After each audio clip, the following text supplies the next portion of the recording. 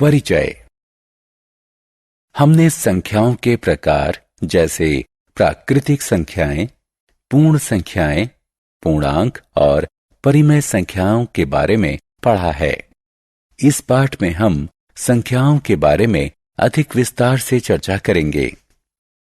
त्रिभुजाकार संख्याएं 3, 6, 10, वर्ग संख्याएं 4, 9, 16। उद्देश्य। इस पाठ के अंत में आप निम्न करने में सक्षम हो जाएंगे: 2 अंकों की संख्या को व्यापक रूप देना और उसे पलटना। 3 अंकों की संख्या को व्यापक रूप देना और उसे पलटना। व्यापक रूप में लिखी संख्याओं की पहेली को सुलझाना। किसी संख्या की 2, 3, 5, 9 और 10 से विभाज्यता जांचना। व्यापक रूप में संख्याएं। आइए एक संख्या 32 लें और उसे इस रूप में लिखें। इसी प्रकार सामान्यतः 2 अंकों a और b से बनी कोई भी 2 अंकों की संख्या a b निम्न रूप में लिखी जा सकती है। आइए एक संख्या 423 लें। यह 3 अंकों की संख्या है। इसे निम्न रूप में लिखा जा सकता है। सामान्यतः 3 अंकों की संख्या a b c निम्न रूप में लिखी जा सकती है।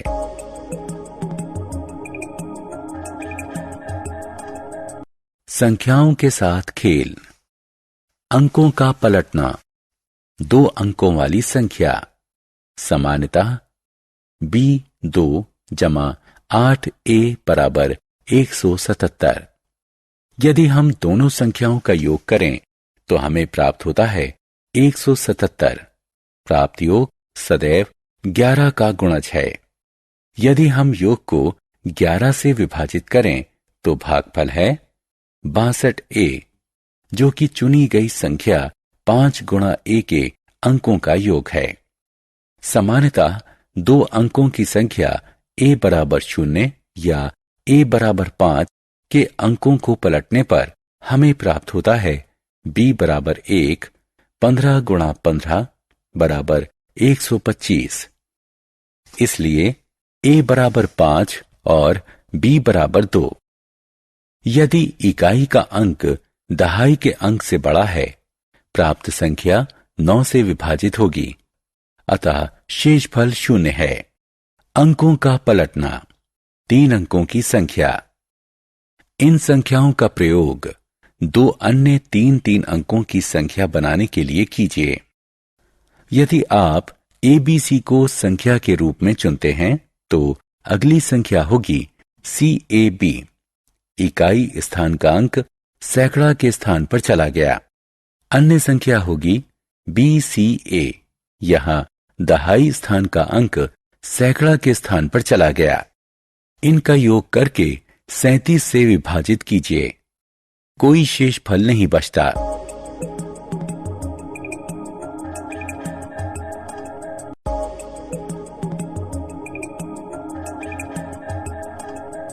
अंकों के लिए अक्षर। यहां हम योग और गुणन पर आधारित कुछ पहेलियां देखने जा रहे हैं। एक अंक गणितीय प्रश्न के अंक के स्थान पर अक्षर होते हैं तथा समस्या ये ज्ञात करने की है कि कौन सा अक्षर किस अंक को निरूपित करता है। पहेली में प्रत्येक अक्षर का केवल एक ही अंक को प्रदर्शित करना चाहिए। एक अंक केवल एक ही अक्षर से प्रदर्शित किया जाना चाहिए। एक संख्या का पहला अंक 0 नहीं हो सकता। इस प्रकार हम संख्या 65 को 065 या 0065 न लिखकर 65 लिखते हैं। उदाहरण, निम्न योग में a ज्ञात कीजिए।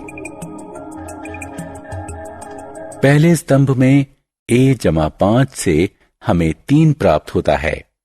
यह वो संख्या है जिसका इकाई अंक 3 है। ऐसा होने के लिए 1 का अंक 8 होना चाहिए। उदाहरण, निम्नलिखित योग में ए और बी ज्ञात कीजिए। इकाई के स्तंभ में 2 जमा ए से हमें 7 प्राप्त होता है। इसका अर्थ है कि ए का मान 5 होना चाहिए। दहाई के स्तंभ में बी जमा 8 से हमें 17 प्राप्त होता है। इसका अर्थ है कि बी का मान 9 होना चाहिए। उदाहरण अंक ए और बी ज्ञात कीजिए। इकाई अंक 5 गुणा ए है, अतः ए बराबर 0 या ए बराबर 5। यदि b बराबर 1, 15 गुणा 15 बराबर 125, लेकिन गुणनफल 600 से अधिक होना चाहिए। यदि b बराबर 2, 25 गुणा 25 बराबर 625, इसलिए a बराबर 5 और b बराबर 2 होगा। 10 द्वारा विभाज्यता। 10 के गुणजों पर विचार कीजिए। ये हैं 10, 20, 30, 40। 10 के अगुणज ये हैं 23, 31, 42, 55, 69 इत्यादि। यदि किसी संख्या का इकाई अंक 0 हो तो वह संख्या 10 का गुणज होती है। यदि इकाई अंक 0 ना हो तो वो संख्या 10 का गुणज नहीं होती।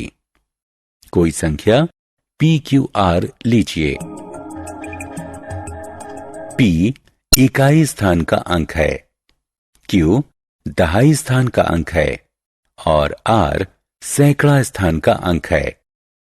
क्योंकि 10, 100 इत्यादि 10 से विभाज्य हैं, इसलिए 10Q, 100Q इत्यादि भी इससे विभाज्य हैं। जहां तक अंक R का प्रश्न है, यदि दी गई संख्या 10 से विभाज्य है तो यह 10 से अवश्य ही विभाज्य होना चाहिए। ये तभी संभव है जब R बराबर 0 हो। 5 द्वारा विभाज्यता। 5 के गुणज हैं 5, 10, 15, 25 इत्यादि। इकाई स्थान का अंक या तो 5 है या 0। यदि किसी संख्या का इकाई अंक 5 या 0 है तो वो 5 से विभाज्य होगी। आइए इस नियम की व्याख्या करें। किसी भी संख्या PQR को इस रूप में लिखा जा सकता है।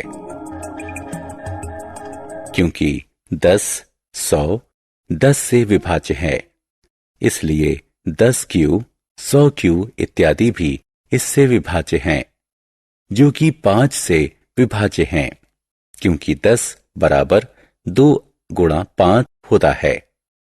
जहां तक अंक R का प्रश्न है, इसे अवश्य ही संख्या 5 से विभाज्य होना चाहिए। अतः R या तो 0 होगा या 5। 2 द्वारा विभाज्यता। 2, 4, 6, 8, 10, 12, 14, 16, 18, 20, 22 इत्यादि सम संख्याएं हैं।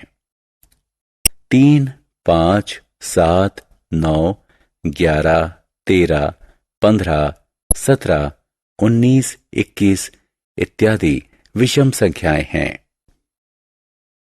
कोई भी प्राकृतिक संख्या सम होती है यदि उसका इकाई अंक 2, 4, 6, 8 या 0 हो। कोई संख्या विषम होती है यदि इकाई अंक 1, 3, 5, 7 या 9 हो।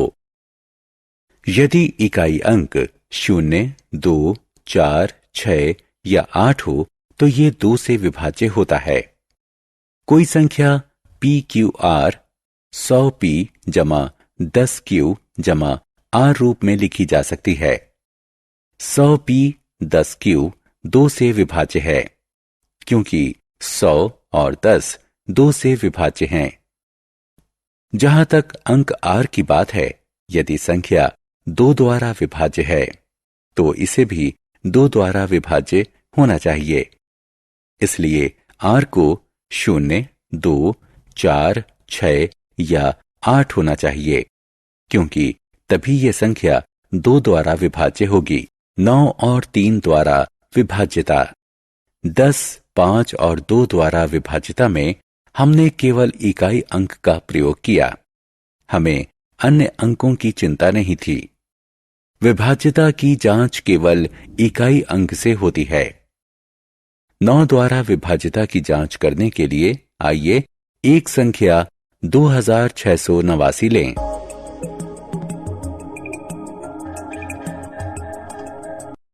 यदि 9 जमा 6 जमा 8 जमा 2 9 द्वारा विभाज्य है तो 2689 9 द्वारा विभाज्य है। कोई संख्या n 9 द्वारा विभाज्य होती है यदि उसके अंकों का योग 9 से विभाज्य होता है, अन्यथा ये 9 से विभाज्य नहीं होती। कोई संख्या n 3 द्वारा विभाज्य होती है यदि उसके अंकों का योग 3 से विभाज्य होता है, अन्यथा यह 3 से विभाज्य नहीं होती। संख्या PQR पर विचार करें।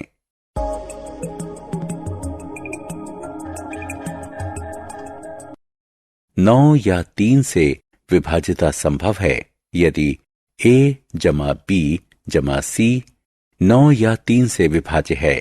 उदाहरण 1, 2, 3, 4, 5, 6, 7, 8 की 9 से विभाज्यता की जांच कीजिए। हल। अंकों का योग है 1 जमा 2 जमा 3 जमा 4 जमा 5 जमा 6 जमा 7 जमा 8 बराबर 36। ये संख्या 9 से विभाज्य है, इसलिए 1, 2, 3, 4, 5, 6, 7, 8 भी 9 से विभाज्य है।